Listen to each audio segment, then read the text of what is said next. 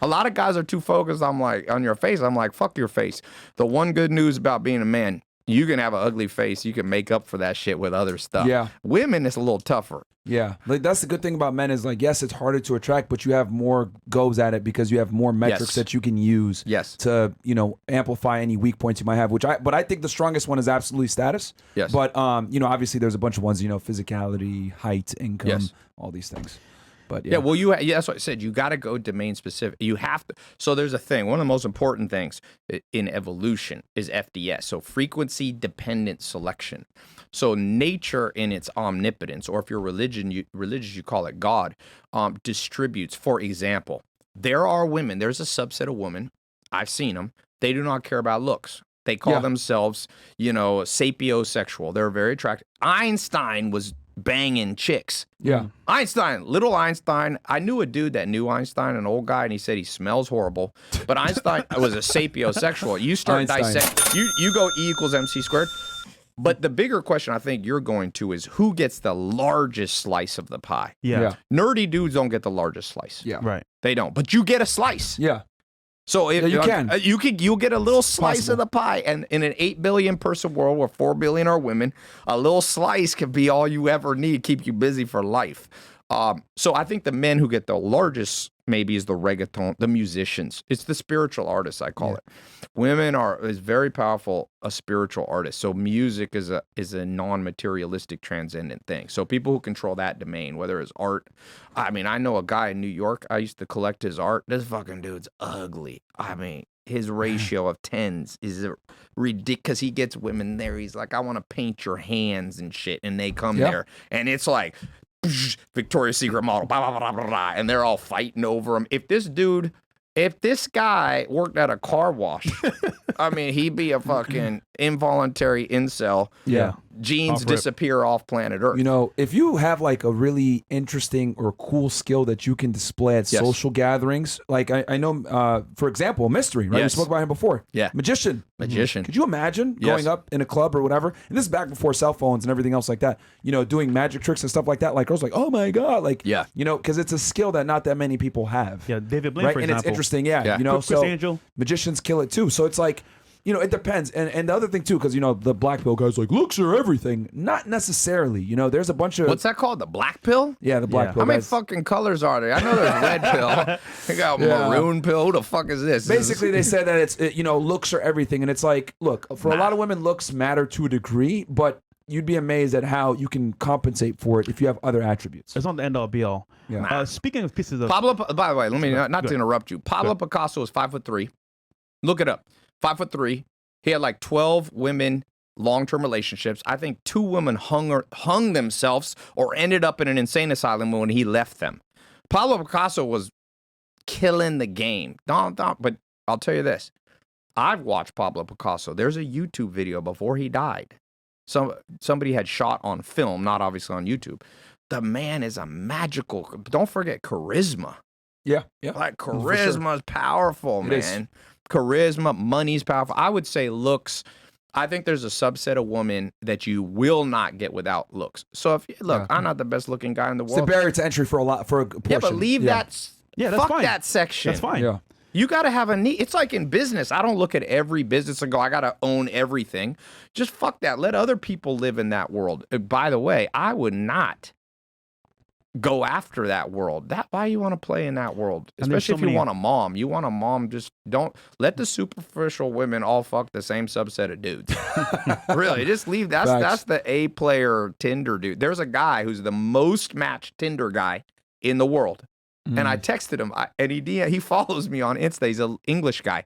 I don't know. He gets like 14,000 matches his first day or whatever. You can Google. What's the metrics on this guy? I'm interested for the data. He's a tall light skinned model. He's not white. Mixed. He's mixed. He's light Black skin. and white. He's about your color. I'd say he's about your skin, a little darker than me, a little lighter than. Yeah, he's a tall model guy, and he takes great pictures. You know what I mean? Yeah. So you gotta dissect the marketplace and say the superficial women. Can I play in that space? Just like I do in business. Yeah. I drop into a section. It's like, okay, am I going to buy this business or launch this? I can't win there. You know, Jack Welch, the greatest CEO of all time, said he only would play games that he was could be number 1 or number 2. So a lot of men, what happens is men are moving into a territory you'll never be one or two. Leave that. Leave it for whatever, the black pillars or whatever the fuck it is. You can move all around, you know, and there's a lot of pills out there. I would argue there's enough pie out there for everyone to eat. Maybe not every piece of the pie, but some of it. But for yourself, some you don't want to eat. There's some women out there you don't want. I'm just curious. How much of the pie are you eating? I've done all right. Hey, man, look, if you have a son, ask yourself, what advice would you give your own son? What would you wish? I wouldn't wave a wand over my son and make him a 10 looks. It becomes stupid. Men don't, by the way, this whole concept that great looking men rule the world. If you looked at the Forbes list, these are all runty motherfuckers for the most part. Elon's kind of a big dude, but so I think, you know, for me, I learned a long time ago, like charisma will do a lot for you. You know, I think I dissect the algorithm of the mind inversely. I go, what's the subset of women I'm attracted to? I have a subset, so I'm not even trying to eat at the whole table. At this point in my life, I'm like, ooh, I know the women that I like. I know what they look like. I know what they smell like. I know how they talk. I know their values. So you have to, that's where people go wrong, is like trying to be all things to all people. You ain't ever going to be all things to all people. That's what, in fact, you should optimize your life, just like for a personal brand, where 20% of people not only reject you, but overtly get pissed at you. You want 20% of women going, fuck that guy, because that means you have an archetype. You have to embody something. It's like a woman looks at me now, if she likes whatever supermodel, she'll be like, fuck that guy. But the women who like smart guy, little blazer on, make some money, those women are like, fuck yeah. So you want to hypnotize this way, hypnotize what you value, and then you want to repel what you don't, because this will distract you. Waste time. My mentor, Joel Salatin, said the worst thing to do is to grow old and realize you got good at the wrong thing. You know what the worst thing to do is? Realize you grew old with the wrong woman because she was a pretty face. Like Charlie Munger said, ain't nothing more dangerous in this world for a high-status man than a pretty face. Fucks more men. So I'm trying to repel the pretty faces that I know I won't. Every man, I've changed my thing on this. Every man, there's two mating strategies Dr. Buss teaches. Long-term, short-term. From the day you're born as a man, always optimize for long-term. Because when you optimize for long-term, you'll still get the fun short-term. But you might accidentally get a girl pregnant, and pregnant's forever. And you want to have kids with a good, not only a good set of genes, but good family. You got to look at family. One of the most heritable traits on earth is mental illness. You know, height is 0.78 correlation. Your genes, okay? Height is around 0.78, 0.8. So 78% of who you are can be explained by your parents. Okay. Intelligence is about the same. And so is narcissism. And so is schizophrenia. So guys are out here not repelling. I want to repel the women who are fucked up. I want to repel them. So what can I do?